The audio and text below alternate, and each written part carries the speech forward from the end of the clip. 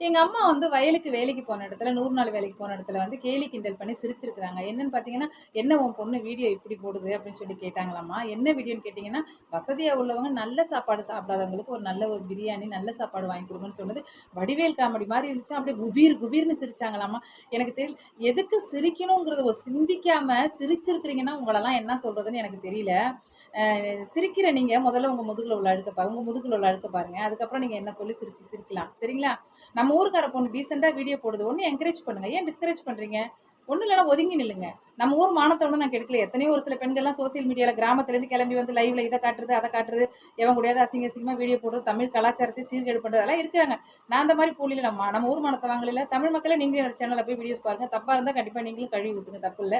நான் ஏத்துக்கிறேன். எனக்கு புரியல. எங்க அம்மா வச்சு ஏன் கிண்டல் கேலி பண்றீங்க? வேலைக்கு போற இடத்துல அசிங்கமா ஒண்ணு வீடியோ போடுங்க. நம்ம ஊர்க்கார பொண்ணு நல்ல நல்ல விஷயம் சொல்லுது. என்கரேஜ் பண்ணுங்க. கிண்டல் உங்க முதுக ஃபர்ஸ்ட் திரும்பி பாருங்க. சிரிச்ச